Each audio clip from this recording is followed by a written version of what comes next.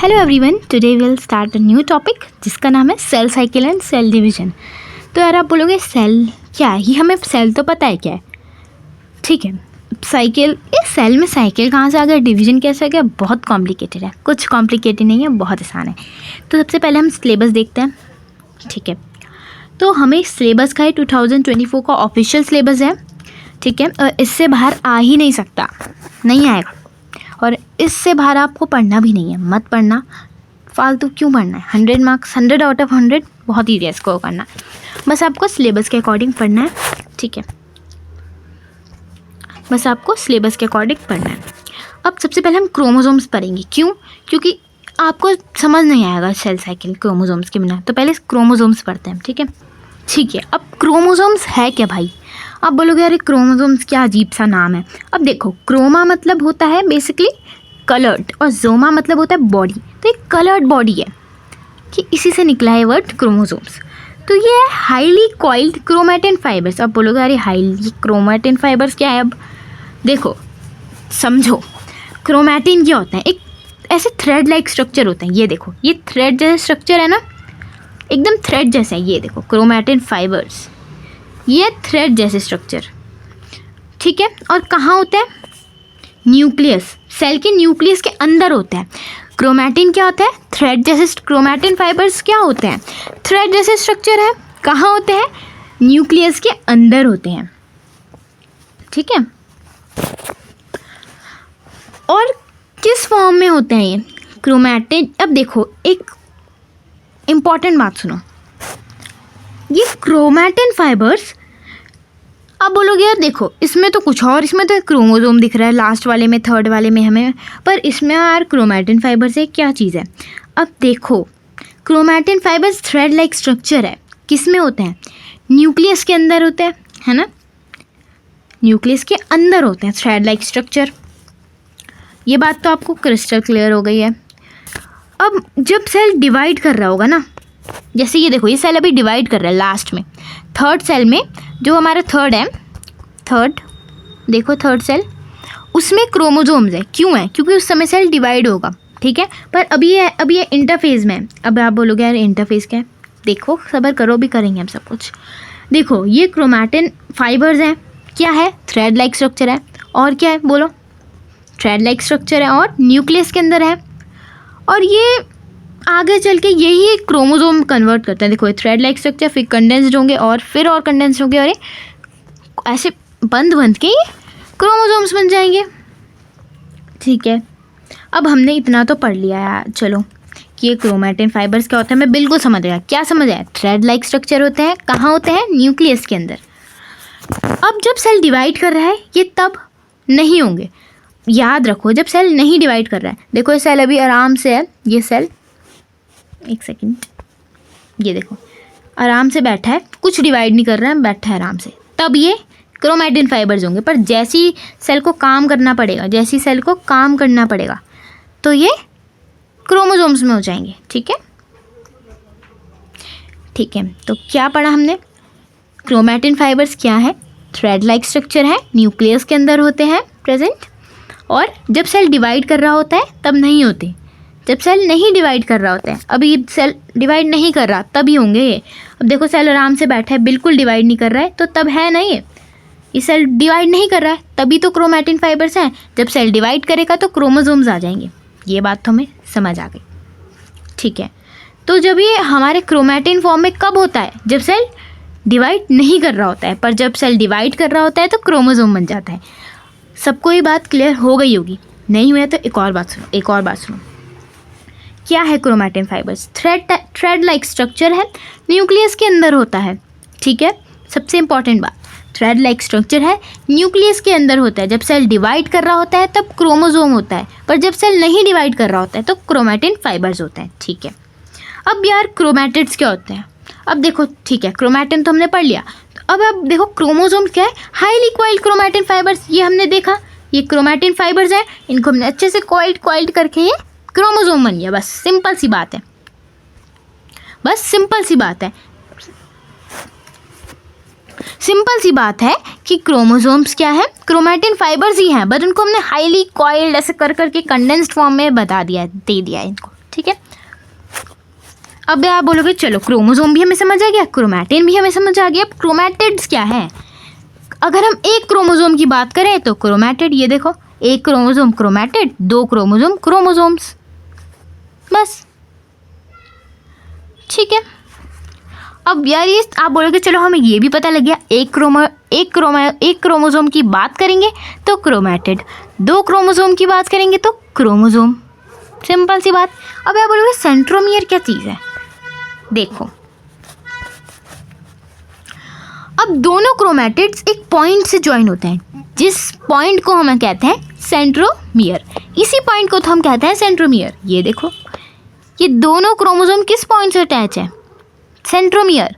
तो point of attachment of both chromatids क्या है, क्रोमोसोम का point of intersect, point of attraction,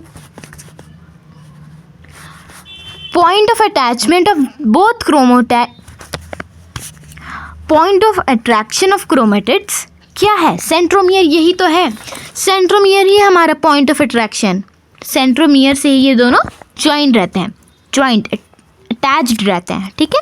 तो क्रोमैटिन क्या है, क्या बताया हमने, क्रोमैटिन क्या है, थ्रेड लाइक स्ट्रक्चर है, कहाँ होता है, न्यूक्लियस के अंदर होता है। और कब होता है, जब सेल नहीं डिवाइड कर रहा है, सेल नहीं डिवाइड कर रहा है तो क्रोमैटिन होंगे, सेल डिवाइड कर रहा है तो क्रोमोसोम्स होंगे। क्रोमोसोम्स क्या है, हाईली कॉइल्ड क्रोमैटिन फाइबर ही है, क्रोमैटिन फाइबर को हमने कंडेंस्ड फॉर्म में दे दिया है तो क्या है वो क्रोमोसोम। क्रोमैटिड क्या है, एक क्रोमोसोम की बात करेंगे, एक क्रोमोसोम की बात करेंगे तो वो हो गया हमारा क्रोमैटिड, ठीक है। अगर हम two similar rod like structure होता है, देखो एक क्रोमोसोम की बात करेंगे तो क्या होगा, क्रोमैटिड, ठीक है। ये बात तो हमें सब समझ आ गई, सेंट्रोमियर भी समझ आ गया, पॉइंट ऑफ अट्रैक्शन, सेंट्रोमियर भी समझ आ गया, point of attachment of both chromatids. दो की बात करेंगे क्रोमोसोम, एक की बात करेंगे क्रोमैटिड्स, ठीक है। ये सब हमने पढ़ लिया है।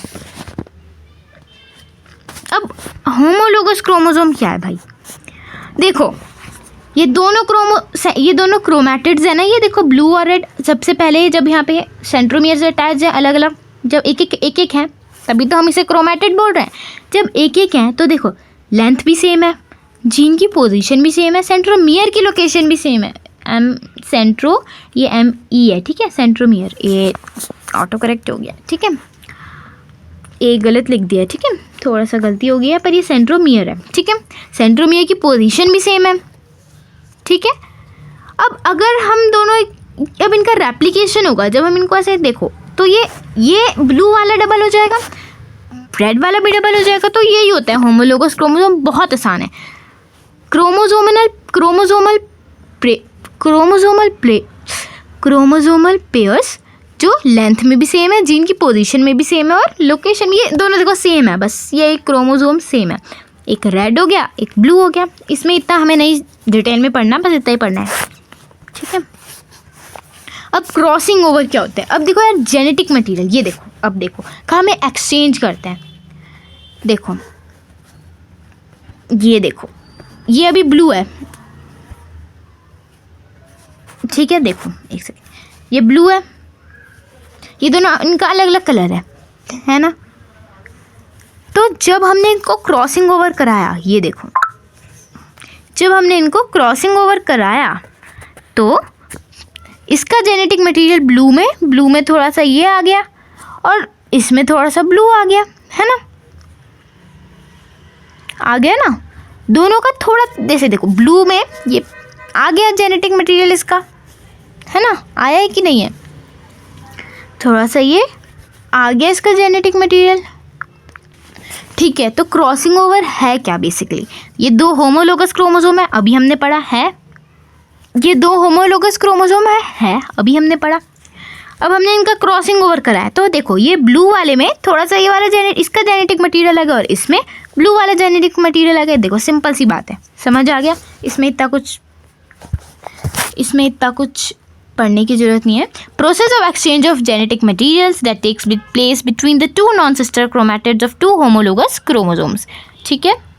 इससे स्पीशीज़ में वेरिएशन भी आते हैं, ये हम आगे जाके हमें पता लगेगा, ठीक है। अब DNA क्या होता है, ठीक है, डीएनए हम बाद में पढ़ेंगे, पहले हम सेल साइकिल पढ़ेंगे, ठीक है। बस ये अभी थोड़ी सी बेसिक अंडरस्टैंडिंग थी जो हमने पढ़ी। ये तो बहुत आसान है, ये आपको बहुत अच्छे समझ आएगा, ठीक है। अब सेल साइकिल देखो, अब हमने क्या क्या डन कर लिया। बेसिक स्ट्रक्चर ऑफ क्रोमोसोम पढ़ लिया, क्रोमैटिन भी पढ़ लिया क्या है, क्रोमैटिड भी पढ़ लिया क्या है, अब हमारा सेंट्रोमियर भी पढ़ लिया, पर हमारा डीएनए बचा है, वो भी लास्ट में करेंगे हम, ठीक है। तो इससे बाहर अभी स्ट्रक्चर ऑफ क्रोमोसोम में कुछ आने ही नहीं वाला, ठीक है। अब सेल साइकिल है क्या, ये सीक्वेंस ऑफ इवेंट्स है। अब यार आप बोलोगे सीक्वेंस क्या है, देखो जैसे स्कूल में टाइम टेबल होता है, फर्स्ट पीरियड इंग्लिश का है, सेकंड हिंदी का है, थर्ड मैथ्स का है, तो ऐसा तो नहीं होता ना कि फर्स्ट गेम्स का हो जाता है, नहीं, सब सीक्वेंस में चलता है, सीक्वेंस वाइज ही चलता है। तो सेल साइकिल भी सीक्वेंस वाइज ही चलती, ठीक है। जैसे जैसे साइकिल का आप पैडल मारते हो तो सीक्वेंस में ही मारते हो ना, कि ऐसे नहीं कि आधा पैडल मार के छोड़ देते हो, नहीं, तो पूरा सेल साइकिल भी ऐसे ही चलती है। सेल साइकिल क्या है, सीक्वेंस ऑफ इवेंट्स है, सीक्वेंस में चलेगी, अकॉर्डिंग टू द सीक्वेंस ही चलेगी, ठीक है। जैसे ये गोल गोल चलती है ना, तो ये भी ऐसे ही चलेगी गोल गोल। देखो ये सेल साइकिल भी गोल गोल ही चलती है, ये देखो सीक्वेंस में चलेगी ऐसे गोल गोल, ठीक है। ये बात आपको समझ आ गई। पहले जीवन होगा, पहले यहाँ से आएगा, फिर जीवन हो, नहीं पहले देखो यहाँ से जीवन आएगा, फिर ये होगा, फिर G2 होगा, फिर S होगा, ठीक है।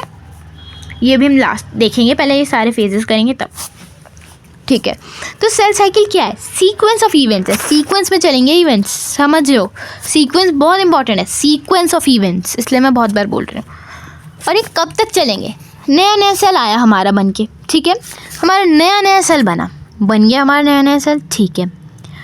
अब ये कब तक चलेगी, जब तक ये हमारा सेल बन गया और उसके डिवाइड होने तक, ये सेल बना, ये नया नया सेल आया, बन गया, और जब तक ये डिवाइड नहीं होगा तब तक सेल साइकिल चलेगी। सेल बना, ठीक है, समझो सेल बना, ठीक है, हमारा पूरा सेल बन के आ गया भाई। अब सेल बन गया तो देखो अब ये कब तक चलेगी, जब तक सेल डिवाइड होगा। नहीं आया समझ, एक और बात सुनो, नया नया सेल बन के आया, ठीक है, और ये तब तक सेल साइकिल चलेगी जब तक वो डिवाइड नहीं होगा, डिवाइड हो जाएगा ख़त्म, फिर नया सेल बनेगा, फिर वो सेल डिवाइड होगा, फिर नया सेल आएगा, फिर सेल डिवाइड होगा वही, फिर वो भी ख़त्म, ऐसे ही सेल साइकिल चलती है, ठीक है। अब सेल साइकिल में दो देखो ये होते हैं, ये पूरी सेल साइकिल है, एक हमारा मिटोसिस एंड एक है हमारा मियोसिस, ठीक है। तो अब हम पढ़ते हैं, ठीक है।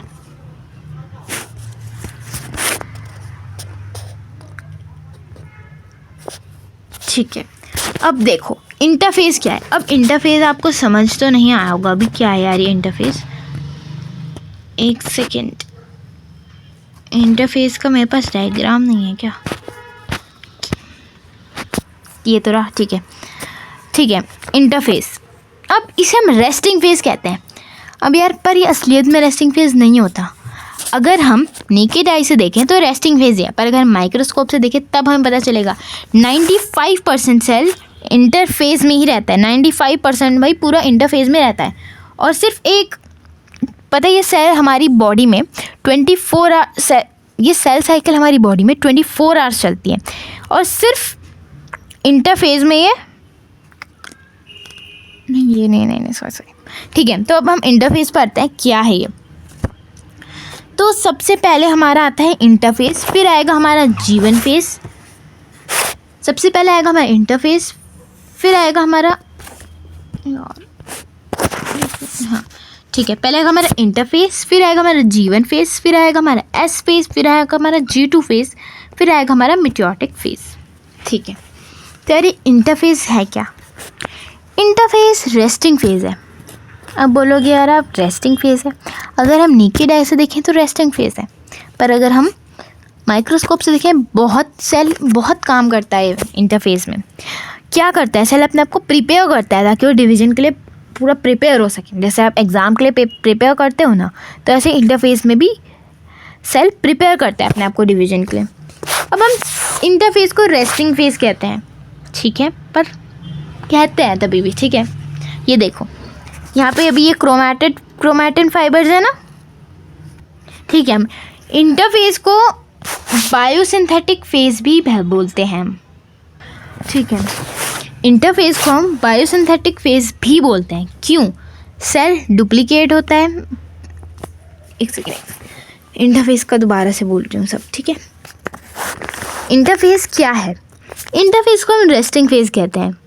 अब आप बोलोगे यार रेस्टिंग फेज कहते हैं, ठीक है हमने मान लिया, पर नहीं, हम अगर इसे नेकेड आई से देखें तो रेस्टिंग फेज ही है, कुछ नहीं हो रहा है। पर अगर हम माइक्रोस्कोप से देखें सबसे ज़्यादा काम हो रहा है, सेल अपने आप को प्रिपेयर कर रहा है सेल डिवीजन के लिए, पर तभी हम इसे रेस्टिंग फेज बोलते हैं, ठीक है।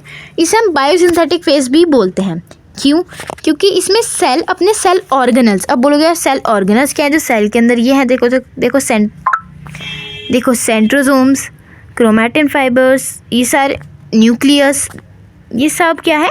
Cell organelles. इनको ये क्या करता है? डुप्लीकेट करता है और इसका डीएनए को रेप्लिकेट करता है। डीएनए से बहुत बड़ा बनाना चाहता है ये। अब इंटरफेज के 3 स्टेजेस होता है। अभी हमने तो सिंपल बेसिक अंडरस्टैंडिंग इंट्रोडक्शन लिया, पर इसके 3 फेजेस होते हैं।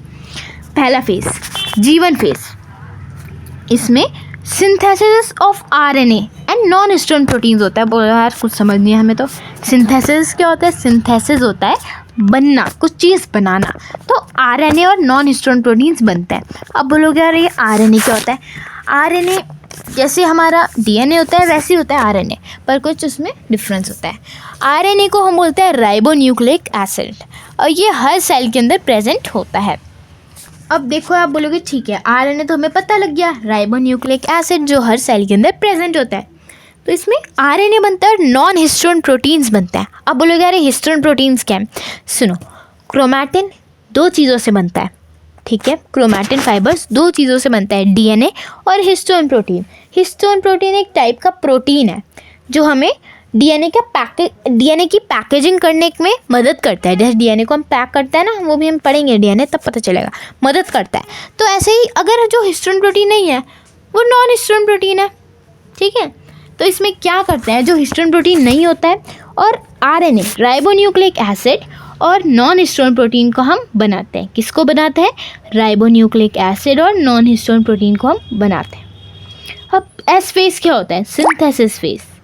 एस फेज क्या होता है? Synthesis phase. इसमें क्या करते हैं?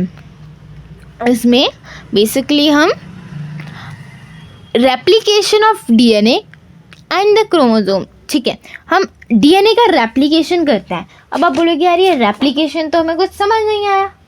रेप्लिकेशन मतलब आप समझ सकते हो कि बुनना समझ पा रहे हो? ठीक है चलो ये सब छोड़ो, ये थोड़ा कॉम्प्लिकेटेड हो जाएगा। देखो सिंथेसिस फेज में क्या होता है, और डीएनए बनता है, ठीक है। रेप्लिकेशन छोड़ो, सिंथेसिस फेज में मोर डीएनए सिंथेसाइज्ड, और डीएनए बनेगा। G1 फेज में क्या हुआ? आरएनए बना और क्या बना? Non histone protein. S phase में क्या होगा? बेसिकली एस फेज में हमारा डीएनए बनेगा और क्रोमोसोम डुप्लीकेट हो जाएंगे। क्या होगा एस फेज में? मोर डीएनए सिंथेसाइज्ड, और डीएनए बनेगा और क्रोमोसोम डुप्लीकेट हो जाएंगे। एस फेज में आप ये लिख सकते हो, more DNA synthesised and the chromosomes are duplicated, ठीक है। G1 फेज में क्या पढ़ा हमने, बताओ? G1 फेज में क्या पढ़ा? फर्स्ट ग्रोथ फेज में क्या हुआ? आरएनए एंड प्रोटीन सिंथेसाइज हुआ, आरएनए और प्रोटीन बना। एक और चीज़ लिख लो, आरएनए और प्रोटीन बना, माइटोकॉन्ड्रिया डिवाइड हुआ। माइटोकॉन्ड्रिया क्या होता है? Power house of the cell, ये तो सबको ही पता है, ठीक है। माइटोकॉन्ड्रिया डिवाइड हुआ, क्लोरोप्लास्ट डिवाइड हुआ। क्या हुआ फर्स्ट ग्रोथ फेज में? बोलो फर्स्ट ग्रोथ फेज में क्या हुआ? RNA and non histone protein क्या हुए? RNA and non histone proteins synthesized, mitochondria divides and chloroplast divides. First growth phase में क्या हुआ? आरएनए सिंथेसाइज हुआ और RNA and non histone protein synthesized, RNA and non histone proteins synthesized and mitochondria divide हुआ, chloroplast divide हुआ। अब आपको simple सी बात रखनी है, फर्स्ट ग्रोथ फेज में क्या हो रहा है? फर्स्ट ग्रोथ फेज में हमारा आरएनए बन रहा है, नॉन हिस्टोन प्रोटीन बन रहा है, माइटोकॉन्ड्रिया डिवाइड कर रहा है, क्लोरोप्लास्ट डिवाइड कर रहा है, ठीक है। फर्स्ट ग्रोथ फेज होता है हमारा G1 फेज, इसे हम गैप 1 फेज भी कहते हैं, ठीक है। फर्स्ट ग्रोथ फेज, सबसे पहले ग्रोथ इसी में होती है। अब सिंथेसिस फेज में हमने क्या पढ़ा था, याद करो क्या पढ़ा था हमने सिंथेसिस फेज में, कि और डीएनए बनेगा, है ना, और डीएनए बनेगा और क्रोमोसोम डुप्लीकेट हो जाएंगे, क्रोमोसोम्स डुप्लीकेट हो जाएंगे, ठीक है, ठीक है, क्रोमोसोम्स डुप्लीकेट एंड, ठीक है। जीवन फेज में क्या हुआ बोलो एक बार, RNA and histone proteins, what RNA and histone proteins, histone proteins था, नॉन हिस्टोन प्रोटीन्स, ये बात आपको याद रखनी है, ठीक है। ये प्रोटीन्स लिख दो, कोई बात नहीं है इसमें इतनी ज़्यादा। फर्स्ट ग्रोथ फेज में आरएनए एंड हिस्टोन प्रोटीन्स नहीं, non histone proteins, RNA and proteins, सिर्फ तब प्रोटीन्स बोलो, चलो इसमें थोड़ा कॉम्प्लिकेशन हो जाएगा। RNA and protein synthesized, first growth phase में क्या हो रहा है, आरएनए एंड प्रोटीन सिंथेसाइज हो रहा है, माइटोकॉन्ड्रिया डिवाइड हो रहा है, क्लोरोप्लास्ट डिवाइड हो रहा है। आरएनए एंड हिस्टोन प्रोटीन, रुको यार, हिस्टोन प्रोटीन आ रहे हैं। फर्स्ट ग्रोथ फेज में क्या होगा, RNA and protein synthesized, RNA and protein बनेंगे, माइटोकॉन्ड्रिया डिवाइड होगा, क्लोरोप्लास्ट डिवाइड होगा। क्या होगा फर्स्ट ग्रोथ फेज में, जस्ट रिपीट आफ्टर मी, ठीक है, बोलने से थोड़ा ज़्यादा दिमाग में जाता है, ठीक है। जीवन फेज क्या होता है, फर्स्ट ग्रोथ फेज, हम गैप 1 फेज भी बोलते हैं, इसमें क्या होता है बोलो, RNA and protein synthesized, mitochondria divides, chloroplast divides. G2 phase क्या है हमारा, G2 फेज अभी हम नहीं करेंगे, इसके बाद हमारा है सिंथेसिस फेज। सिंथेसिस फेज का नाम ही सिंथेसिस है, ठीक है, सिंथेसिस मतलब बनना, और डीएनए बनेगा और क्रोमोसोम डुप्लीकेट होंगे, बट मतलब डुप्लीकेट होंगे पर अभी अटैच रहेंगे सेंट्रोमियर में, ऐसा नहीं कि हट जाएंगे, ठीक है। अब सेकेंड ग्रोथ फेज में क्या होगा, और आरएनए और प्रोटीन बनेंगे, और बहुत ज़्यादा अमाउंट में, ठीक है, ठीक है। ये जो लिखा है ये अभी आपके लिए थोड़ा कॉम्प्लिकेटेड हो जाएगा, बस ये याद रखो, ठीक है। अब रिपीट आफ्टर मी, जीवन फेज में क्या हुआ पहले खुद बोलो, क्या हुआ, RNA and protein synthesized, mitochondria divides, RNA and protein synthesize, mitochondria divides, chloroplast divides. S phase में क्या होता है, एस फेज क्या होता है, सिंथेसिस फेज, इसमें क्या होता है, और डीएनए बनेगा, more DNA synthesised and chromosome duplicate but remains attached. Next हमारा क्या है, G2 फेज, इसमें क्या होगा, more RNA and protein synthesise, बस सिंपल सी बात। ये देखो यहाँ पे लिखा है, इससे देखो, फर्स्ट ग्रोथ फेज में RNA and protein synthesized, mitochondria divides, chloroplast divides. फिर एस फेज आया, सिंथेसिस फेज, और डीएनए बनेगा, क्रोमोसोम डुप्लीकेट होंगे बट अटैच रहेंगे, ठीक है। सेकेंड ग्रोथ फेज में क्या था, और आरएनए बनेगा और प्रोटीन बनेगा, ठीक है, सिंपल सी बात। रिपीट आफ्टर मी वन मोर टाइम, ओके। जीवन, अब देखो आप ये वीडियो देख रहे हो, लर्न हो जाएगा आपको, ठीक है। जीवन फेज क्या है, फर्स्ट ग्रोथ फेज, इसे हम बोलते हैं गैप 1 फेज। इसमें क्या क्या होता है, RNA and protein synthesized, mitochondria divides, chloroplast divides. फिर कौन सा आता है हमारा, सिंथेसिस फेज, इसमें और डीएनए सिंथेसाइज होगा, है ना, और डीएनए बनेगा, और क्रोमोसोम भी डुप्लीकेट होंगे पर अटैच रहेंगे, ठीक है। अब नेक्स्ट आया हमारा G2 फेज, इसमें क्या होता है, और आरएनए और प्रोटीन सिंथेसाइज होगा, बस, ठीक है। इतना याद रखो आपका, ये हमारा सेल साइकिल अभी डन तो नहीं हुआ है बट हमारा इंटरफेस ढंग से हो गया है, ठीक है। ये जो लिखा है थोड़ा कॉम्प्लिकेटेड हो रहा है, पर आप ये लिखो, ये आपकी बुक में ही है, तो सेलेना की बुक में है ये, तो सब लिख सकते हैं इसे, ठीक है, ठीक है। तो एक बार वीडियो पॉज करके बोलो कि जीवन फेज में क्या होता है, एस फेज में क्या होता है, G2 फेज में क्या होता है, बोलो, सब लोग बोलेंगे, ठीक है। चलो एक बार हम बोल लेते हैं, साथ में भी बोलेंगे, ठीक है। पहले 5 सेकेंड्स खुद बोलो, ठीक है। अब हम साथ में बोलते हैं, जीवन फेज क्या होता है, फर्स्ट ग्रोथ फेज, इसे हम क्या बोलते हैं, गैप 1 फेज। इसमें क्या होता है, RNA and protein synthesized, mitochondria divides, chloroplast divides. Synthesis phase, इसमें क्या होता है हमारा, मोर डीएनए सिंथेसाइज्ड, और डीएनए बनेगा, और क्या होगा, बोलो बोलो, chromosome duplicate but remains same, chromosome duplicate होंगे पर अटैच, कुछ क्या बोल दिया मैंने, sorry, chromosome duplicate but remains attach, मतलब दूर क्रोमैटिड में चेंज नहीं हो जाएंगे, बस डुप्लीकेट होंगे, ठीक है। अब नेक्स्ट क्या आएगा हमारा, ठीक है, अब नेक्स्ट क्या आएगा हमारा, नेक्स्ट हमारा आएगा G2 फेज क्या बोलते हैं इसे? Second growth phase, gap 2 phase भी बोलते हैं. More RNA and protein is synthesize. ठीक है, सिंपल सी बात. अब ये सब तो हो गया हमारे. देखो पहले G1 हुआ, फिर S हुआ, फिर G2 हुआ. ठीक है, अब होगा हमारा ये. देखो सबसे पहले हमने क्या करा?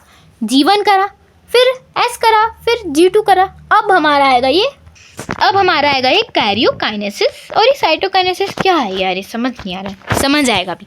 ठीक है, मिटोसिस या कुछ भी प्रोनाउंसिएशन करो. ठीक है, बस आंसर सही लिखना, बस कॉन्सेप्ट क्लियर होने चाहिए. मिटोसिस. ठीक है, मिटोसिस. तो इसमें हमारा होता है पीमैट. ये देखो 4 फेजेस ऑफ कैरियोकाइनेसिस. अब यार आप बोलो कि कैरियोकाइनेसिस क्या होता है? कैरियोकाइनेसिस डिवीजन ऑफ न्यूक्लियस का डिवीजन होता है. हम न्यूक्लियस को डिवाइड कर देते हैं. ठीक है, तो इसमें 4 स्टेप होते हैं: प्रोफेज, मेटाफेज, एनाफेज. यार हम न्यूक्लियस बेचारे को डिवाइड कर देते हैं. ये देखो प्रोफेज में एक था, मेटाफेज में भी क्या डिवाइड करने का प्रोसेस चलता है. ठीक है, तो पढ़ेंगे सबसे पहले प्रोफेज. सबसे ज़्यादा लॉन्गेस्ट फेज, सबसे ज़्यादा टाइम यही लेता है. जैसे आपके इसमें बुक में लिखा है लेट प्रोफेज, अर्ली प्रोफेज. आपको ये सब नहीं करना है. एग्जाम में सिर्फ वो आता है, लेट अर्ली नहीं आता है. सिर्फ आएगा प्रोफेज, मेटाफेज और टेलोफेज, एनाफेज. ठीक है, प्रोफेज में क्या होगा हमारा? क्या होगा? लॉन्गेस्ट फेज है. ठीक है, अब देखो क्रोमैटिन फाइबर्स क्या होते हैं इस फेज में? क्रोमैटिन फाइबर्स क्रोमोसोम में चेंज हो जाते हैं. ये देखो क्रोमैटिन फाइबर्स से ना क्रोमोसोम्स में चेंज हो गई है. ये है एनिमल सेल, ये है प्लांट सेल. मैंने दोनों दिखा दिए, दोनों आ सकते हैं. ठीक है, बुक में है, ये आप देख सकते हैं. लॉन्गेस्ट फेज है जिसमें क्या होता है? सबसे ज़्यादा टाइम इसी में लगता है. लॉन्गेस्ट फेज होता है क्रोमैटिन फाइबर्स किस में चेंज होते हैं? क्रोमैटिन फाइबर्स क्रोमोसोम में चेंज हो जाते हैं. और अब देखो इसमें आपको बात याद रखनी है, nucleus membrane and nucleolus disappear. अब बोलोगे ये क्या अजीब सी चीज़ बोली? न्यूक्लियस क्या होता है? सबको पता है. न्यूक्लियस को हम हार्ट ऑफ द सेल भी बोलते हैं. इसमें क्या होगा? सबसे पहले यार देखो, एक सेकेंड मैं आपको दिखाता हूँ. ये देखो अभी हमारे पास क्या है? ये न्यूक्लियस भी है. ये देखो ये जो है ना, ये पिंक कलर की बाउंड्री से जो है ये, इसे हम बोलते हैं न्यूक्लियस, जिसके अंदर क्रोमैटिन फाइबर्स भरा है. हमने क्या क्या पढ़ा था? क्रोमैटिन फाइबर्स क्या है? Thread like structure. और क्या है? न्यूक्लियस के अंदर. देखो ये न्यूक्लियस के अंदर एक और है, ये न्यूक्लियोलस, येलो कलर का. तो न्यूक्लियस एंड न्यूक्लियोलस डिसअपेयर, ये दोनों चले जाते हैं. ठीक है, ये दोनों डिसअपेयर हो जाते हैं प्रोफेज में. ठीक है, प्रोफेज क्या है? क्वेश्चन आप बन सकता है. लॉन्गेस्ट फेज कौन सा फेज है? प्रोफेज लॉन्गेस्ट फेज है. क्रोमोसोम क्या हो क्रोमैटिन फाइबर्स क्या हो जाते हैं? क्रोमैटिन फाइबर्स क्रोमोसोम्स में चेंज हो जाते हैं. Nuclear membrane and along with nucleolus disappear. Nuclear membrane. अब देखो ये न्यूक्लियर मेम्ब्रेन भी थी ना, जो हमने रेड कलर की, जो पिंक कलर की, जो थोड़ी मोटी सी लेयर थी, वो न्यूक्लियर मेम्ब्रेन थी, वो गायब हो जाती है. और क्या क्या हो जाता है हमारा? न्यूक्लियोलस यहाँ पे था, वो भी गायब हो गया. ठीक है, और जो सेंट्रियोल्स हैं वो अपोजिट पोल्स में चले गए. ये होता है देखो सेंट्रियोल्स, ये दोनों अपोजिट में चले गए ना. अभी जो हमने देखा था, एक सेकेंड दिखाई देती हूँ. देखो इसमें देखो ये देखो ये दोनों होता है सेंट्रियोल्स. ठीक है, ये दोनों होते हैं सेंट्रियोल्स. सेंट्रियोल्स अभी क्या है? इधर है ना. अभी दोनों यहाँ ये नहीं बोलना था, सॉरी. ठीक है. देखो हम क्या पढ़ रहे थे? प्रोफेज में क्या क्या हुआ? क्रोमोसोम्स, स्पिंडल फाइबर्स अपेयर होगा. ये देखो ये जो है ये फाइबर्स, ये देखो ये जो ऐसे बन रहे हैं सेंट्रियोल से इधर से जाके, ये जो लाइनें हैं इन्हें हम कहते हैं स्पिंडल फाइबर्स. ठीक है, तो हमारी स्पिंडल फाइबर्स अपेयर्स. ठीक है, और सेंट्रियोल्स अपोजिट पोल्स की तरफ चले जाते हैं. तो प्रोफेज क्या है? सबसे पहले बोलो, लॉन्गेस्ट फेज है सेल डिवीजन का. ठीक है, each sister chromatids condense. Sister chromatid condense होता है और क्रोमोसोम में कन्वर्ट हो जाता है और दिखने लग जाते हैं. अब स्पिंडल फाइबर भी आ जाता है, पर न्यूक्लियर मेम्ब्रेन और न्यूक्लियोलस चले जाता है। ठीक है, अब देखो ये थोड़ा सा हमारा कार्टून वर्जन आएगा, थोड़ा सा देखो। अब प्रोफेस है ये बेचारा, ठीक है। ये क्या कह रहा है, मेरे को अच्छा नहीं लग रहा है, मेरे क्रोमैटिन्स जो हैं वो एकदम टाइट कर दिया है, कंडेंस्ड फॉर्म में हो जाता है ना, तो ये देखो ये क्रोमोसोम में कन्वर्ट हो जाता है। और सेंट्रियोल्स देखो, ये दोनों, ये ऊपर जो दिख रहा है ना, ये देखो एक सेकंड, ये आइस के ऊपर जो दिख रहा है ये सेंट्रियोल्स, ये दोनों अपोजिट पोल्स में चले गए। ठीक है, और ये प्रोफेस आपको इससे याद रहेगा क्या है। प्रोफेस लॉन्गेस्ट फेज है। क्या होता है इसमें, क्रोमैटिन फाइबर्स क्रोमोसोम्स में चेंज हो जाते हैं। क्रोमैटिड अटैच कंडेंस्ड फॉर्म में हो जाते हैं और क्या बन जाता है, क्रोमोसोम्स। सेंट्रियोल्स अपोजिट पोल में चले जाते हैं। Nuclear membrane and nucleolus disappear हो जाता है, बस सिंपल। ठीक है, प्रोफेस हो गया। पी मैट याद रखना है, फिर मेटाफेज आ जाएगा। ठीक है, इस फेज में क्या होता है, देखो क्रोमोसोम इक्वेटर में सीधी से लाइन में इक्वेटर में हो जाते हैं। देखो इक्वेटर में आ गए ना, एकदम सीधी इक्वेटर में आ गए। बस इसमें इतना ही है, chromosome get arrange in the equator. ठीक है, बस इसमें कुछ नहीं है। देखो मेटाफेज, ये देखो इक्वेटर में आ रखे हैं। ऐसा नहीं है कि देखो, ऐसा नहीं है कि स्ट्रेट लाइन में आएंगे इक्वेटर। अब यहाँ का इक्वेटर यहाँ है तो यहाँ आ गए। ठीक है, क्रोमोसोम्स ऑल आर, देखो क्रोमोसोम सब रो में आ गए, स्ट्रेट है। ठीक है, on the metaphase plate with spindle above and below. देखो स्पिंडल फाइबर्स हैं इनके अबव एंड बिलो। ये देखो ये फाइबर स्पिंडल फाइबर्स है ना, देखो दिख रहे हैं। सिंपल सी बात, मेटाफेज भी समझ आ गया। लॉन्गेस्ट फेज कौन सा होता है, बोलो, प्रोफेज। एनाफेज आ गया। अब देखो हमने सबसे पहले क्या क्या हुआ, हमारा ये क्रोमोसोम्स बने, फिर इक्वेटर में आए। अब क्या होगा देखते हैं। इन एनाफेज सेंट्रोमियर डिवाइड्स। ठीक है, अब सेंट्रोमियर डिवाइड हो जाता है, ये क्रोमोसोम बेचारे टूट जाता है, क्रोमैटिड में कन्वर्ट हो जाता है, क्रोमोसोम जुदा हो जाते हैं बेसिकली। ठीक है, तो क्रोमोसोम्स क्या हो जाते हैं, क्रोमैटिड में डिवाइड हो जाता है। क्रोमैटिड, एक क्रोमोसोम को क्या बोलते थे हम, क्रोमैटिड। ये देखो डिवाइड हो गए और कहाँ चले गए, अपोजिट पोल्स, दूर हो गए एकदम एक दूसरे से, सेंट्रियोल के पास चले गए, है ना। और इस फेज को हम शॉर्टेस्ट फेज कहते हैं। Longest phase anaphase, shortest phase longest phase prophase, shortest phase anaphase. ठीक है, क्या होता है, सेंट्रोमियर डिवाइड हो जाता है, तभी तो ये दोनों टूट गए और देखो इक्वेटर और थोड़ा अपोजिट एक दूसरे से जुदा होने लगे, उनको बस एक दूसरे से बस नाराज़ हो गए दोनों और आगे चले गए, एक दूसरे से जुदा हो गए, है ना बेसिकली। देखो पहले कहाँ थे, इक्वेटर में आ गए थे, ये देखो, पर फिर इन्होंने एक टूटे और ऐसे हो गए। बस आपको इस ऐसे याद रखना पड़ेगा, क्योंकि ऐसे डायग्राम आता है, बस याद रखना है। प्रोफेज में सिंपली क्रोमोसोम्स रहता है, मेटाफेज में क्या होता है, इक्वेटर में लाया करते हैं, फिर एनाफेज में क्या होता है, ये एकदम क्या हो जाते हैं, डिवाइड हो जाते हैं। और देखो एक फरो, क्लेवेज फरो भी होने लग जाता है। अब आप बोलोगे यार ये क्या है, देखो ये देखो दिख रहा है ना, यही होता है क्लेवेज फरो। ये अब मैं आपको बताऊंगी, देखो यहाँ पे तो ऐसा कुछ नहीं था, पर यहाँ पे आ गया। तो ये एनाफेज में एनिमल सेल में हो जाता है, पर प्लांट सेल में हमारी सेल प्लेट होता है। ठीक है, सेल प्लेट से होता है। ठीक है, डिवीजन के लिए होता है। अब देखो प्लांट सेल में से कुछ नहीं है, प्लांट सेल में भी देखो ये ऐसा ही है, पर इसमें सेंट्रियोल्स नहीं होता। देखो प्लांट सेल में अभी तक हमारे पास सेंट्रियोल्स नहीं है, प्लांट सेल थोड़ा आसान है। आसान क्या है, सिंपल ही है, स्पिंडल फाइबर्स। ये देखो इसमें भी स्पिंडल फाइबर्स हैं, क्या हो गए, क्रोमैटिड में कन्वर्ट हो गए और दोनों अपोजिट जाने लग गए एनाफेज में। ठीक है, क्या हो गए, क्रोमैटिड में कन्वर्ट हो गए। देखो ये वाला देखो ना डायग्राम कितना प्यारा है, फेयरवेल, वो बोल रहा है फेयरवेल, अब हमें जुदा होना पड़ेगा। A chromosome shaking with dread to her dear sister chromatid को बोला अब हमें जुदा होना पड़ेगा, उसने बोला। तो बेचारा ये लिखा है, इसको छोड़ो, फेयरवेल दे दिया दोनों को और एकदम अपोजिट हो पोल में चले गए।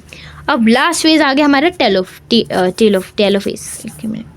ठीक है, अब इसमें क्या हो जाता है, कौन से फेज, देखो इसमें न्यूक्लियर मेम्ब्रेन फिर से आ जाती है, न्यूक्लियोलस भी फिर से नहीं आता, न्यूक्लियोलस नहीं आता, आया न्यूक्लियोलस भी तो आता था, ठीक है।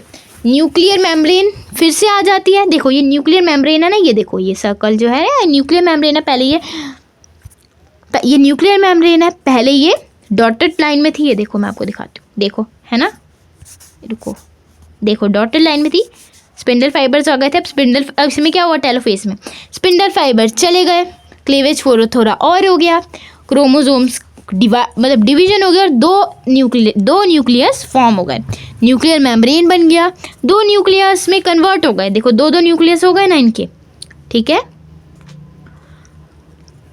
प्लांट सेल में देखो इसमें क्लेवेज फर हुआ ना ताकि डिवीजन हो सके, इसमें प्लांट सेल में सेल प्लेट बन गई, देखो प्लेट, ये लाइन दिख रही है ना आपको, ये देखो इसे हम क्या बोलते हैं, सेल प्लेट। तो इससे पता लगता है ना हमारा कि दो न्यूक्लियस फॉर्म्ड हो गए, तो यही होता है हमारा डिवीजन। देखो हमारे पास पहले कितने थे, क्या था प्रोफेज में हमारा एक न्यूक्लियस था, हमने क्या सारे मेटाफेज कराया, एनाफेज कराया, फिर टेलोफेज में फाइनली हमारे दो न्यूक्लियस फॉर्म्ड हो गए। अब न्यूक्लियस फॉर्म हो गए, अब देखो हमारा न्यूक्लियस, डिवीजन ऑफ न्यूक्लियस क्या होता है, कैरियोकाइनेसिस तो हमारा डन हो गया, देखते हैं हमारा कैरियोकाइनेसिस डन हो गया, देखो G1 पढ़ा हमने, S पढ़ा, G2 पढ़ा, अब हमारा कैरियोकाइनेसिस हुआ, ठीक है, G1 पढ़ा, S पढ़ा, G2 पढ़ा, ठीक है, G1 पढ़ा, S पढ़ा, G2 पढ़ा, फिर कैरियोकाइनेसिस हुआ। अब कैरियोकाइनेसिस के बाद हमारा डिवीजन ऑफ न्यूक्लियस तो हो गया, पर साइटोप्लाज्म का डिवीजन भी तो कराएंगे। अब आप बोलोगे यार साइटोप्लाज्म क्या है, साइटोप्लाज्म थोड़ा बेसिक, थोड़ा हम बताते हैं साइटोप्लाज्म क्या है आपको। साइटोप्लाज्म जो सेल का वाटर है, हाँ आप यही मानो सेल के पानी को हम बोलते हैं साइटोप्लाज्म, सेल के अंदर जो पानी होता है, पर ऐसा नहीं होता है आरएन, आप बोलोगे यार सेल के अंदर तो आप कह रहे थे आरएनए होता है, नहीं ऐसा नहीं है, ठीक है। साइटोप्लाज्म सेल का पानी होता है, ठीक है। अब यार इन्होंने कहा कि हमने न्यूक्लियस का तो डिवीजन करा दिया, अब ये वाटर का भी तो डिवीजन कराएंगे, ये देखो एक सेकेंड, ये देखो अभी तो हमने क्या कराया, न्यूक्लियस का डिवीजन हो गया, पर अब हमें अलग तो पूरा होना पड़ेगा ना, हमें पूरा अपना अलग पानी चाहिए, वो दोनों लड़ रहे हैं, हमें अपना अलग अलग पानी चाहिए, ऐसा थोड़ी है कि हमें न्यूक्लियस तो चलो मिल गया दो, पर पानी भी तो चाहिए हमें, तो फिर होता है हमारा साइटोकाइनेसिस। क्या होता है, अच्छा टेलोफेज का ही देख लेते हैं,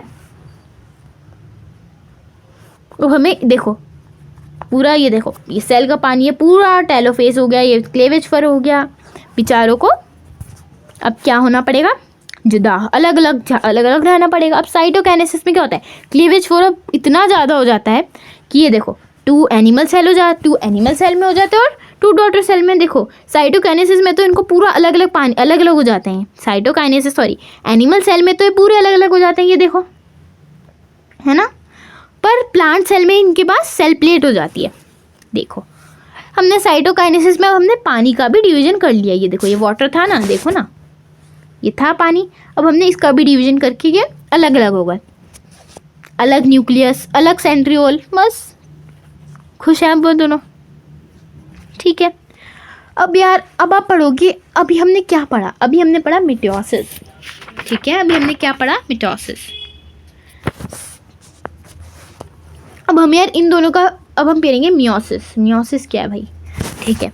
Meiosis is a cell division which occurs in sex cells and results in the formation of 4 daughter cells. अब हम मिटोसिस करते थे ना, जब हमने मिटोसिस किया था तो हमारी कितने डॉटर सेल बनेंगे, इनको डॉटर सेल कहते हैं, ठीक है। ये 2 बने थे ना, देखो 2 यहाँ पे लिखा है, 2 डॉटर नहीं लिखा नहीं है, देखो 2 डॉटर सेल 2 डॉटर सेल, पर जब हम मियोसिस करेंगे तो 4 डॉटर सेल्स बनेंगे। अब इसमें क्या होता है, क्रोमोसोम के नंबर को ऐसे रिड्यूस किया जाता है कि हर एक डॉटर सेल को हाफ क्रोमोसोम बने, जैसे हमारे पास कितने होते हैं 46 होते हैं, तो 23 मिले, ठीक है। इसको आपको इतना नहीं समझना है, मियोसिस को इसका आपको नहीं समझना है इतना, अभी हम आगे पढ़ेंगे सिग्निफिकेंस में आपको समझ आ जाएगा, पर क्योंकि इसमें देखो मैं आपको सिलेबस में दिखाती हूँ क्या लिखा है, सिलेबस देखते हैं क्योंकि सिलेबस के अकॉर्डिंग ही पढ़ेंगे। देखो a basic understanding of meiosis as reduction division, stages नहीं पढ़ना है, ये बहुत अच्छी बात है, हमें स्टेजेस नहीं पढ़ने पड़ रहे हैं, ठीक है। सिंपल सा बहुत छोटा सिलेबस है, अभी हम रिवीजन भी करेंगे इसका शॉर्ट पढ़ने के बाद, ठीक है। अब मिटोसिस क्या है? अब यार mitosis necessary for growth and repair. Somatic cell क्या होता है? अब देखो ग्रोथ, हमारा जो ग्रोथ होता है वो मिटोसिस की वजह से ही होता है, रिपेयर भी सेल साइकिल चलती रहती है। अगर मेरे हाथ में चोट आ गई तो वो मिटोसिस की वजह से ठीक होगी। और ये सोमैटिक सेल क्या होते हैं? हमारे गैमेटिक सेल्स को छोड़ के, ठीक है, जो भी हमारे सेक्सुअल रिप्रोडक्शन के रिप्रोडक्शन के सेल्स होते हैं, उनको छोड़ के जो भी हमारे बॉडी के सेल्स होते हैं सारे, वो सब मिटोसिस फॉलो करता है। मिटोसिस में कितने डॉटर सेल्स बनती है? 2। और इसमें डेप्लॉइड नंबर ऑफ क्रोमोसोम्स होते हैं, मतलब 2n, ठीक है।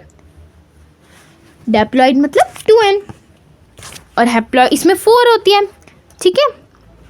सिंपल सी बात, ये सेक्सुअल रिप्रोडक्शन के लिए मियोसिस बहुत इंपॉर्टेंट होता है। गैमेटिक सेल्स क्या होते हैं? स्पर्म और ओवम, ठीक है। और इसमें 4 डॉटर सेल्स बनती है, बस इसमें आपको इतना ही जानना है, कुछ और नहीं जानना।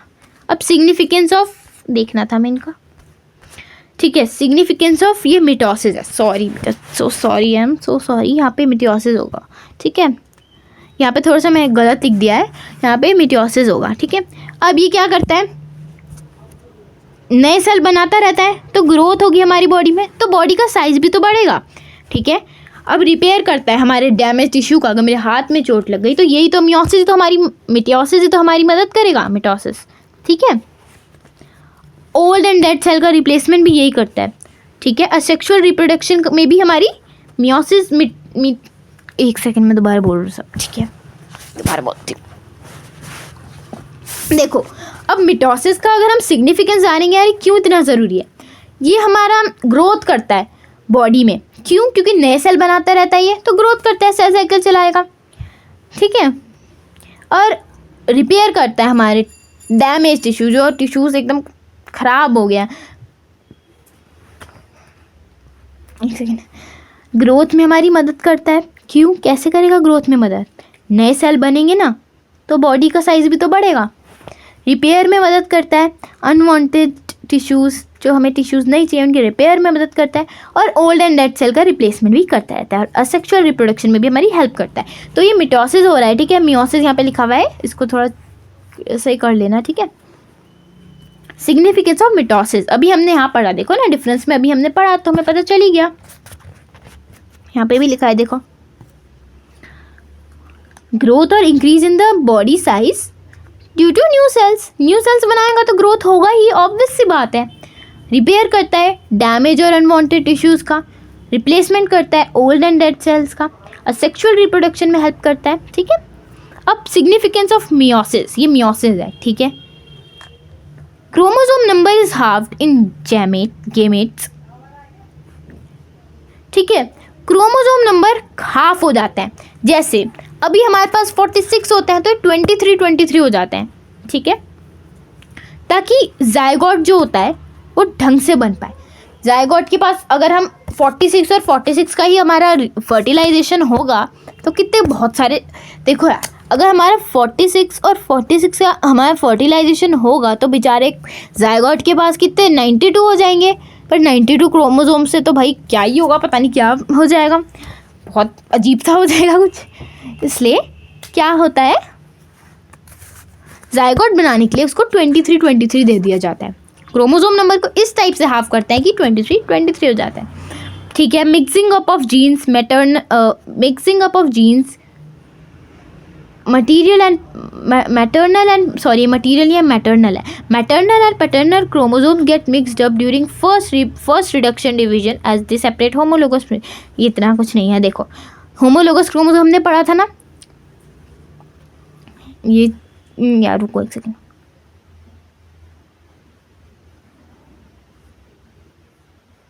ठीक है। बस सिग्निफिकेंस ऑफ मियोसिस में आपको ये जानना है, 46 की जगह 23 दे देता है डॉटर सेल्स को, ठीक है। While separating the chromatid materials get exchange between the, ठीक है, क्रॉसिंग ओवर, और ये वो है क्रॉसिंग ओवर ऑफ और होमोलोगस क्रोमोसोम जो हमने पढ़ रखा है, इसको हमने पढ़ने की दोबारा जरूरत नहीं है। ये हमने पढ़ा, क्रोमोसोम्स पढ़ लिया, सेंट्रोमियर पढ़ लिया, ये होमोलोगस भी क्रोमोसोम भी पढ़ लिया, क्रॉसिंग ओवर भी पढ़ लिया। अब डीएनए बचा था हमारा, डिऑक्सीरिबोन्यूक्लिक एसिड, ठीक है। डीएनए का फुल फॉर्म आपको याद रखना है, डीऑक्सीराइबो न्यूक्लिक। एक सेकेंड,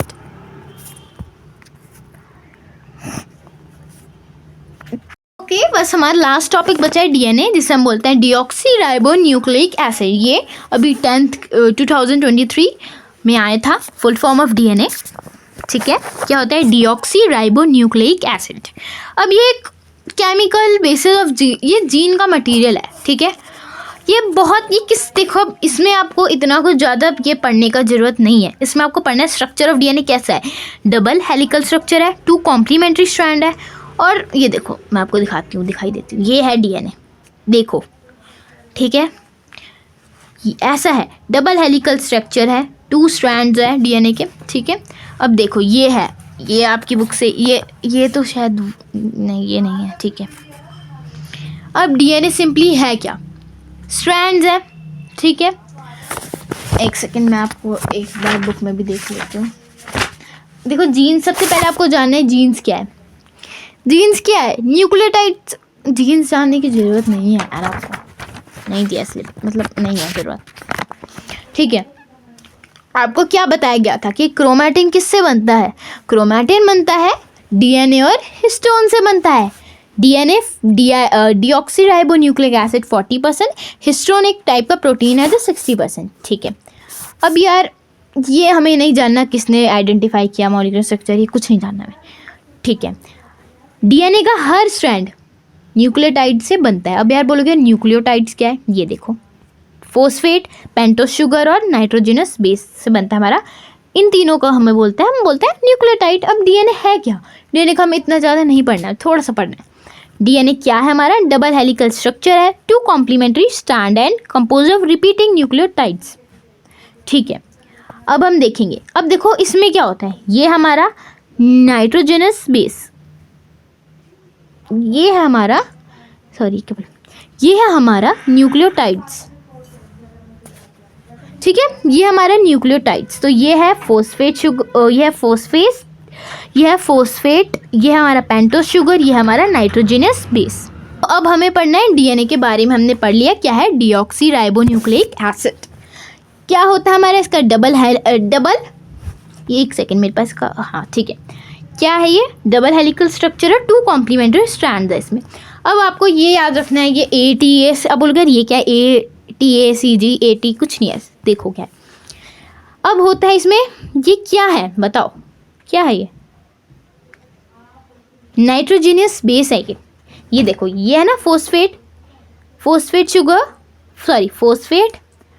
शुगर, एक सेकंड में विवाल दिखाती हूँ। फोस्फेट, पेंटोस शुगर, यह फोस्फेट, यह एक सेकंड, यह है फोस्फेट, यह है पेंटोस शुगर और यह नाइट्रोजनस बेस। तो यह है नाइट्रोजनस बेस ही है सारे, ठीक है। दीज आर नाइट्रोजनस बेस जो डीएनए के अंदर हमें मिलते हैं, ओके। तो ये देखो, ये हमारा डीएनए है प्यारा सा, ठीक है। और ये देखो बहुत थोड़ा सा कॉम्प्लिकेटेड स्ट्रक्चर है, पर इसी में होता है हमारे नाइट्रोजनस बेस, ठीक है। डीएनए में, ये डीएनए में है, ये जो है ना ये है न्यूक्लियोटाइड्स, यहाँ देखो लिखा है the basic structure of nucleotide. तो न्यूक्लियोटाइड का स्ट्रक्चर है, पहले आता है हमारा ये सर्कल में होता है फोस्फेट, ये हेक्सागन में होता है हमारा पेंटोस शुगर, पेंटागन बोलना था, हेक्सागन, सॉरी। देखो सर्कल में हमारा फोस्फेट और ये है हमारा पेंटागन में पेंटोस शुगर, ठीक है। पेंटागन में इसलिए पेंटोस शुगर, और ये जो रेक्टेंगल में है इसे बोलते हैं नाइट्रोजनस बेस। और ये सब ये जो है ना न्यूक्लियोटाइड, ये डीएनए के अंदर, ये इसके अंदर होते हैं, ठीक है। ये आपको नहीं पढ़ना अभी, ये जो लेबल किया है ये कुछ नहीं पढ़ना, ठीक है। आपके सिलेबस में इतना नहीं है, ठीक है। 11th 12th में होगा ये। अब एडेनाइन पेयर करता है थाइमाइन से। देखो ये क्वेश्चन आया था कि name 2 nitrogenous base.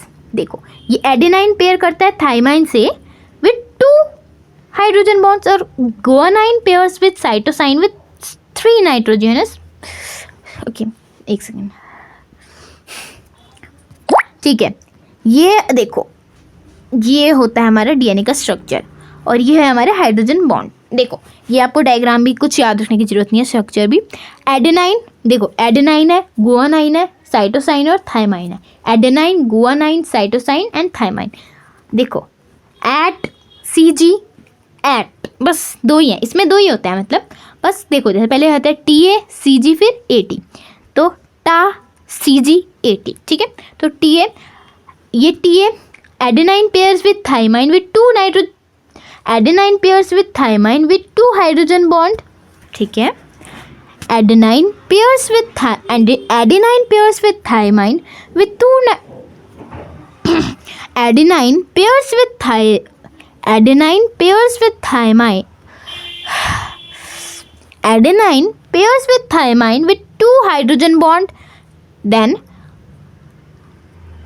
guanine pairs with cytosine with 3 hydrogen bonds, ठीक है। एडेनाइन थाइमाइन से करेगा कितने हाइड्रोजन बॉन्ड में? 2।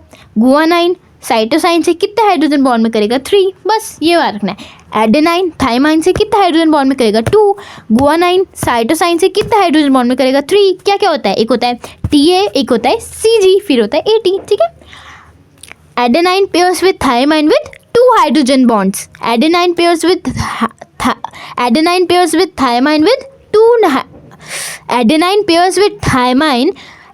Pairs with thymine with 2 nitrogen, क्या बोल रही हूँ मैं, adenine pairs with thymine with 2 hydrogen bonds, okay. Adenine pairs with thymine with 2 hydrogen bonds and guanine pairs with cytosine with 3 hydrogen bonds and बस इतना ही है। A T से करेगा कितने में? 2 हाइड्रोजन बॉन्ड में। C G से करेगा कितने में? 3 हाइड्रोजन बॉन्ड में। तो adenine pairs with thymine with 2 hydrogen, adenine pairs with thymine with 2 hydrogen bonds, guanine pairs with cytosine with 3 hydrogen bonds, बस ये हमारा डन है न्यूक्लियोटाइड फॉस्फेट। ये आपको डायग्राम आ सकता है कब लेबल करने के लिए, phosphate, pentose sugar and nitrogenous base. और अभी हमने नाइट्रोजनस बेस ही पढ़े। Adenine pairs with thymine with 2 hydrogen bonds, A 2, ये देखो याद रखो, A 2 से करेगा 2 हाइड्रोजन बॉन्ड से करेगा पेयर थाइमाइन से, और G C से करेगा 3 हाइड्रोजन बॉन्ड में, ठीक है। अभी हम थोड़ा सा एकदम से रिवाइज करते हैं सब एक और बार। हमने सब कर लिया ना, ठीक है। देखो हमने क्या क्या करा, G1 करा, S करा, G2 करा, कार्योकाइनेसिस करा। अब होपफुली सबको सेल साइकिल क्रिस्टल क्लियर होगा। नहीं है तो कमेंट करके ज़रूर पूछना, आपको कोई भी डाउट हो प्लीज़, बहुत अच्छा लगेगा आप पूछोगे तो, ठीक है। Cell cycle and cell division. Cell cycle में हमने क्या, अब देखो सेल साइकिल क्या होता है, सीक्वेंस ऑफ इवेंट्स होता है ना।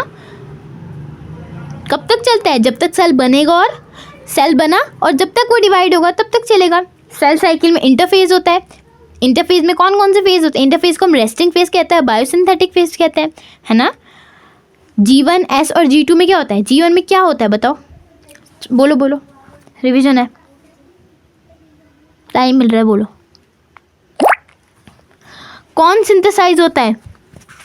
RNA और प्रोटीन सिंथेसाइज। फिर S फेज में क्या होता है? More DNA synthesize and chromosome duplicates. G2 phase में क्या होता है? RNA and more RNA and protein synthesize, ठीक है। और मिटोटिक फेज में एक बार मैं आपको एक चीज़, मिटोटिक फेज नहीं बताया ना, है ठीक है। ड्यूरिंग मिटोटिक फेज, ठीक है, ये हमको जानना ही नहीं था, ठीक है। मिटोटिक फेज में क्या होता है? हमारा पूरा मिटोसिस फॉलो होता है, ठीक है। अब हमने मिटोसिस एंड इट्स स्टेजेस भी हम एक बार रिवाइज कर लेते हैं, ठीक है। ठीक है, देखो प्रोफेज में ऐसा है, मेटाफेज में इक्वेटर में आ जाता है, एनाफेज में दूरियां हो जाती हैं उनमें, और टेलोफेज में 2 न्यूक्लियाई। चलो एक बार देख लेते हैं प्रोफेज में क्या हो रहा है। देखो क्या क्या हो रहा है, nucleus and nucleolus and nuclear membrane, nucleolus and nuclear membrane disappear, ना कि न्यूक्लियस, ठीक है। Nucleolus and nuclear membrane disappear, nuclear की मेम्ब्रेन डिसअपेयर हुई और न्यूक्लियोलस भी डिसअपेयर हो गया जो न्यूक्लियस के अंदर होता है। और क्या हुआ, न्यूक्लियर मेम्ब्रेन और डिसअपेयर हुई, न्यूक्लियोलस भी डिसअपेयर हो गया, स्पिंडल फाइबर हो गए, स्पिंडल फाइबर फॉर्म हो गए, सेंट्रियोल्स अपोजिट पोल्स में चले गए, ठीक है। यही हुआ प्रोफेज में, देखो, ठीक है। क्या एक बार रिवाइज करो, एक बार बुक पढ़ लेना, अगर पढ़नी हो तो देख लेना, एक बार थोड़ा देख लेना, मतलब, ठीक है। ये देखो, ये एस्टर रेज होती है, ये नहीं बताया था ना मैं आपको। ये देखो, ये सेंट्रियोल्स के जो बाहर रेज आती है ना, ये एस्टर की रेज होती है, ठीक है। मेटाफेज में क्या होता था, इक्वेटर में आ जाते थे सब, बस इसमें नहीं है इसका कुछ, और स्पिंडल फाइबर से अटैच हो जाते थे इक्वेटर में आके। देखो थोड़ा सा ये वाला डायग्राम देखो, स्पिंडल फाइबर से आके अटैच हो गए। एनाफेज में क्या होता था, दोनों क्रोमैटिड जुदा हो जाते थे, है ना।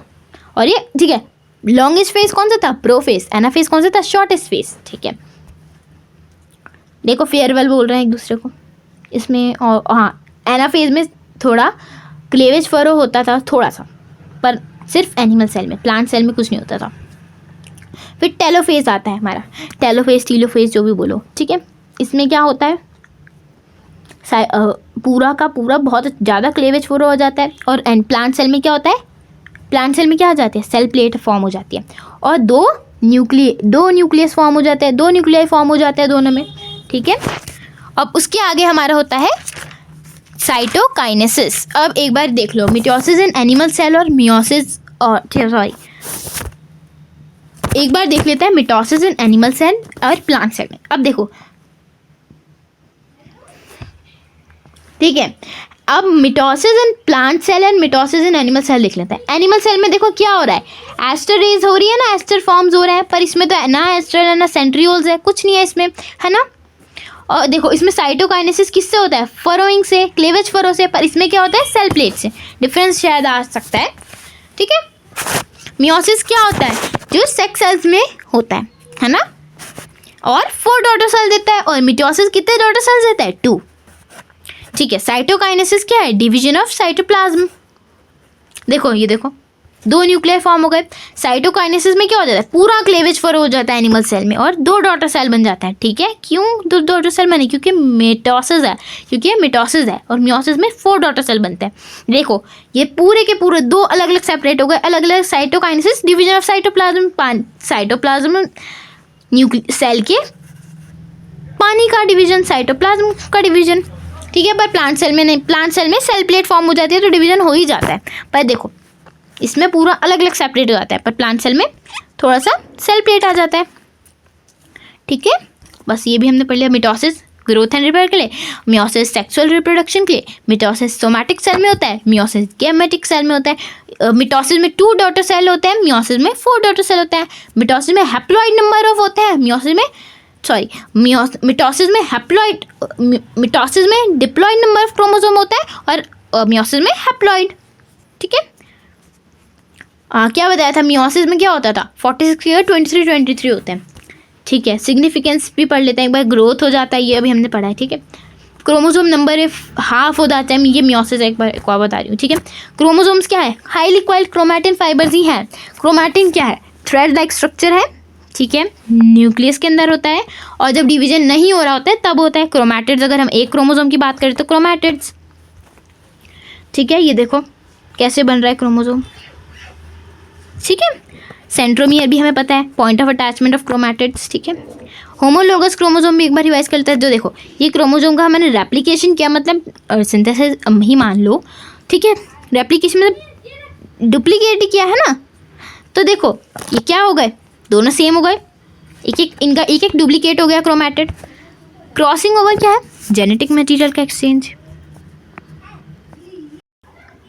ठीक है, हमने सब पढ़ लिया है, क्रॉसिंग ओवर भी पढ़ लिया है, सब समझ। जेनेटिक देखो, जेनेटिक मटेरियल का एक्सचेंज हो जाना, उसका जेनेटिक मटेरियल थोड़ा सा उसमें आ जाना, बस सिंपल सा डायग्राम याद रखो, सब याद है।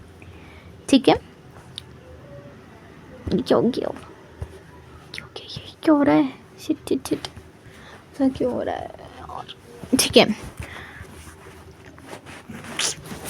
क्या हो गया भाई, यार ये क्या हो गया, कैसे करूँ यार, ऐसे क्यों हो रहा है। ठीक है, अब हमने क्या क्या पढ़ लिया है, डीएनए के बारे में पढ़ लिया है।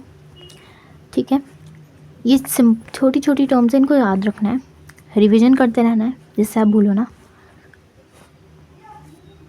ठीक है, सब आई गेस सब कुछ आ गया। ये वाला देख लेना, ये वाला पूरा डिफरेंस इंपॉर्टेंट है। ठीक है, सब कर लिया हमने। एक मिनट सिलेबस निकालूं। देखो बेसिक ये हमने मियोसिस की बेसिक अंडरस्टैंडिंग भी पढ़ ली है, होमोलोगस क्रोमोसोम का आइडिया, क्रॉसिंग ओवर भी कर लिया हमने। अब देखो एक डिजीज़ पढ़ना था, एक सेकेंड है ना, नहीं वो सॉरी वो नहीं था वो, सॉरी, सिग्निफिकेंस और मेजर डिफरेंस पढ़ लिया है, स्ट्रक्चर ऑफ क्रोमोसोम सब हो गया हमारा, ठीक है। तो अगर आपको कुछ भी डाउट है तो कमेंट कर दीजिएगा, ठीक है, पक्का आपको रिप्लाई मिलेगा, ठीक है। और कुछ अगर गलती हो गया तो भी बताइए क्या गलती हुई है वीडियो में, लेक्चर में, ठीक है। ओके, सो होमोलोगस क्रोम सब हो गया हमारा, और जल्दी हमारा नेक्स्ट चैप्टर भी आएगा, ठीक है, ठीक है। Thank you, stay tuned for next lecture, like, share and subscribe, don't forget to like, share and subscribe, thank you।